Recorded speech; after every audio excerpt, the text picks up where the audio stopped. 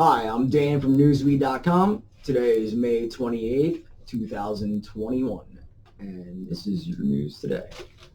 President Biden has asked the U.S. intelligence community, namely Jake Sullivan, the National Security Advisor, to prepare a report of the most up-to-date analysis on the origins of COVID-19. New evidence has surfaced about 3 scientists at the Wuhan Institute of Virology that were hospitalized in 2019 for flu-like symptoms. Currently, the 2 most likely origin scenarios are A, it jumped species from an infected animal, or B, it was a lab leak. The latter has gained more credence as of late. So, U.S. 4-star General Mark Milley has said, quote, "Once the virus started appearing, there seems to have been a fair amount of activity or cover-up or lack of transparency.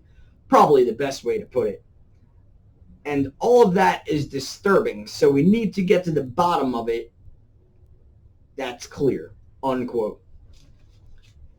After this 90-day review, which is what Biden has given them, I'm curious to see what exactly we are told, if anything.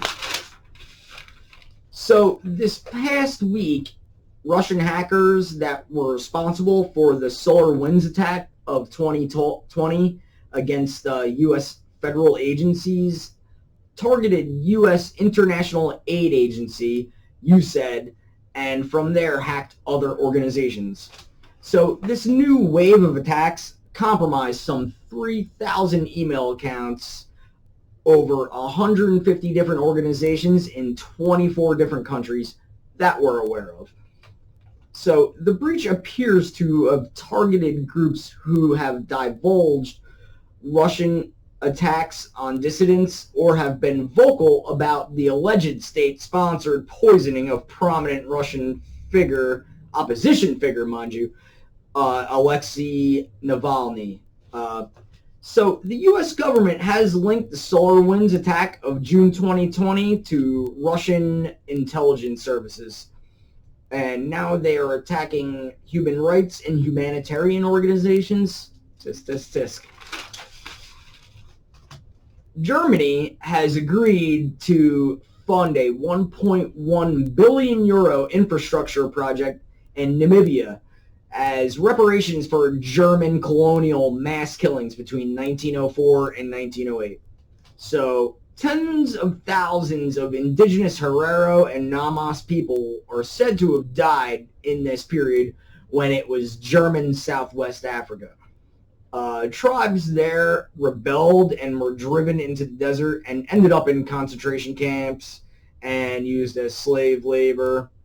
So in 2015, Germany began formal negotiations with Namibia, and in 2018, they started returning like skulls and other remains of their peoples that were used in colonial era experiments.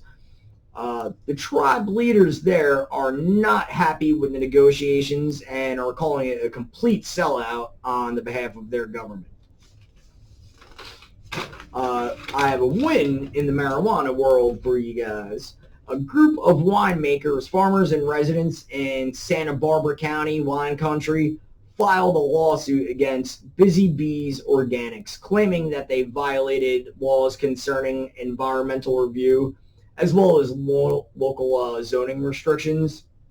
So apparently they're unhappy with the 22-acre cannabis farm in their area, saying that there's potential pesticide drift and possible contamination from airborne cannabis terpenes, which are the aromatic compounds in marijuana. So a county superior court judge threw out the case, saying that the time to object to the county's rules on marijuana had come and gone in 2018 when they were adopted. And there was a 30-day window back then for stakeholders to object. And they did. So tough bananas. So in the market, AMC Theaters has reached a $14 billion market value for the first time. The stock is up 1,250% due to the Reddit fuel rally and all their new retail investors. And this is the first time that AMC's actually been able to financially benefit from this whole Reddit rally because they're selling their 490 million available shares right now at just over $10 a share.